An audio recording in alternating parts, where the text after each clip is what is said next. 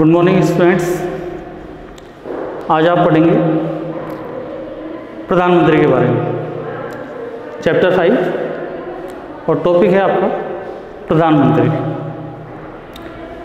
देखिए, हमारे यहाँ भारत में संघीय कार्यपालिका का संवैधानिक प्रमुख राष्ट्रपति होता है। शासन की समस्त शक्तियाँ राष्ट्रपति में निहित होती है, लेकिन राष्ट्रपति की स्थिति हमारे यहाँ नाम मात्र की है, यानी वो संवैधानिक प्रमुख होता है। व्यवहार में राष्ट्रपति की समस्त शक्तियों का प्रयोग प्रधानमंत्री करता है।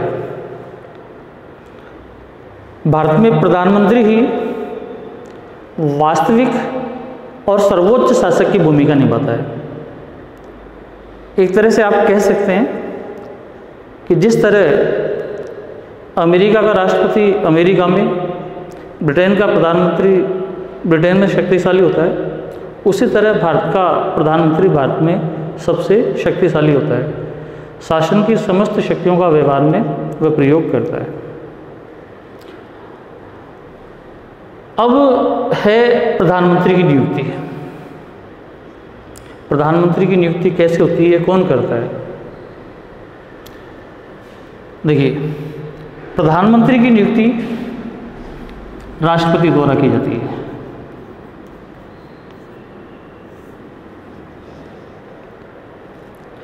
लेकिन राष्ट्रपति प्रधानमंत्री की नियुक्ति में अपने विवेक का प्रयोग नहीं कर सकता है, अर्थात वह अपनी इच्छा से किसी भी व्यक्ति को प्रधानमंत्री पद पर नियुक्त नहीं कर सकता है। राष्ट्रपति लोकसभा में स्पष्ट बहुमत प्राप्त दल के नेता को ही प्रधानमंत्री पद पर नियुक्त करता है। लेसन 4 में आपने लोकसभा के बारे में, उसके संगठन के बारे में आपने पढ़ा था। हमारे यहाँ जो लोकसभा की 543 सीटों पर चुनाव होते हैं, इन 543 सीटों में से जो भी दल आधे से एक ज़्यादा यानी 275, इसे कह सकते हैं आप स्पष्ट बहुमत।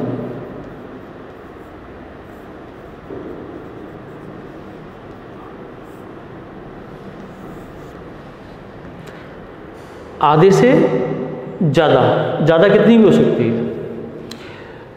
लोकसभा में स्पष्ट बहुमत प्राप्त दल के नेता को ही प्रधानमंत्री पद पर नियुक्त करता है।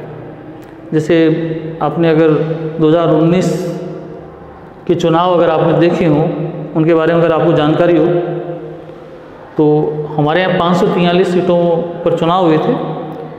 बीजेपी को लगभग 303 सीटों पर विजय प्राप्त हुई थी, यानी स्पष्ट बहुमत से काफ़ी ज़्यादा सीटें उसे मिली थी। सहयोगी दलों के साथ मिलकर और भी ज़्यादा सीटें हुई थी। इस दल ने अपना नेता चुना था, बीजेपी ने अपना नेता चुनाव से पूर्व ही चुन लिया था, श्री नरेंद्र मोदी को, और राष्ट्रपति ने नरेंद्र मोदी को प्रधानमंत्री पद पर नियुक्त किया। तो कुल मिलाकर आप कह सकते हैं कि राष्ट्रपति प्रधानमंत्री की नियुक्ति करता है, लेकिन वह लोकसभा में स्पष्ट बहुमत प्राप्त दल के नेता को ही प्रधानमंत्री पद पर नियुक्त करता है। हाँ, अगर किसी दल को स्पष्ट बहुमत प्राप्त ना हो और कुछ दल मिलकर गठबंधन बनाए, लेकिन उस गठबंधन का कोई सर्वमान्य नेता ना हो, तो इस तरह की परिस्थितियों में राष्ट्रपति अपने विवेक से प्रधानमंत्री की नियुक्ति कर सकता है। ये आपकी प्रधानमंत्री की नियुक्ति है। अब आपकी जो बात आती है वो है प्रधानमंत्री की शक्तियाँ और कार्य।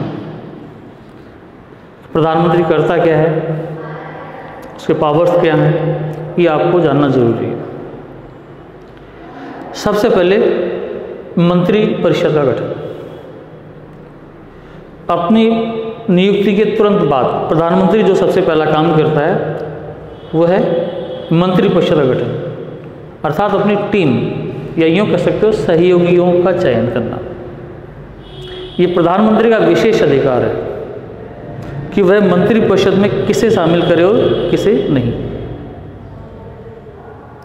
फिर भी मंत्री परिषद का चयन करते समय प्रधानमंत्री कुछ बातों को ध्यान में रखता है।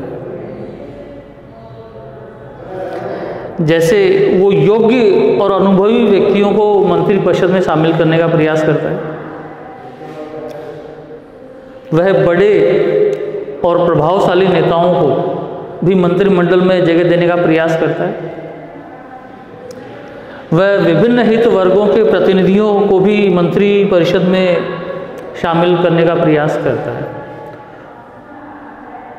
इसके अलावा वो अपने कुछ कृपा पात्रों को भी मंत्री परिषद में ले सकता है। तो इस तरह प्रधानमंत्री मंत्री परिषद का गठन करता है।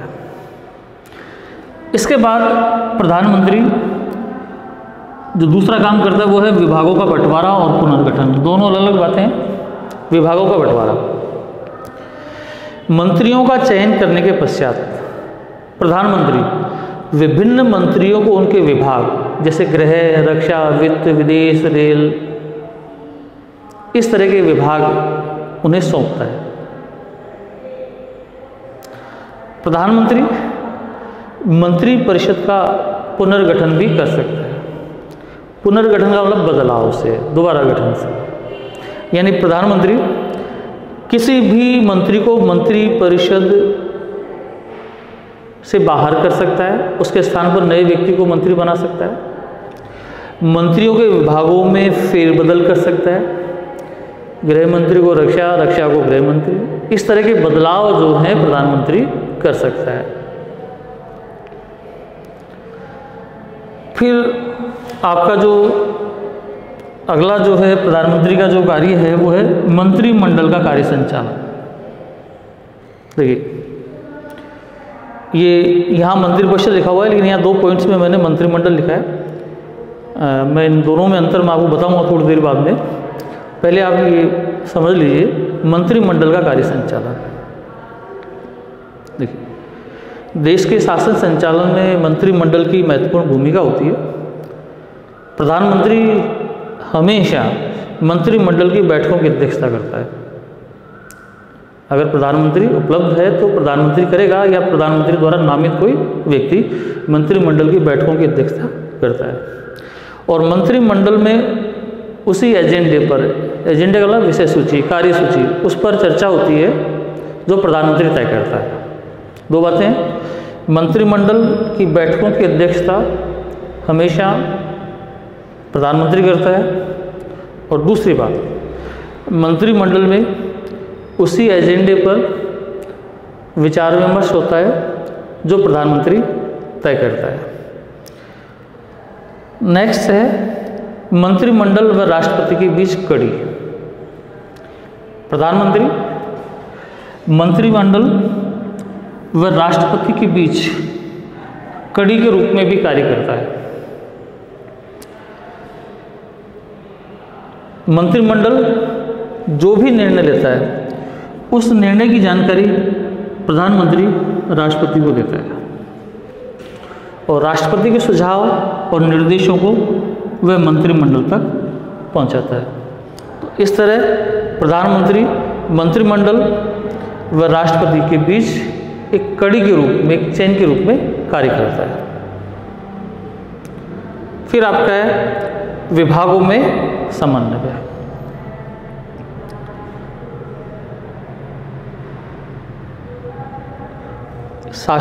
कुशल शासन संचालन की जरूरी है कि शासन के विभिन्न विभागों में तालमेल हो, समन्वय हो।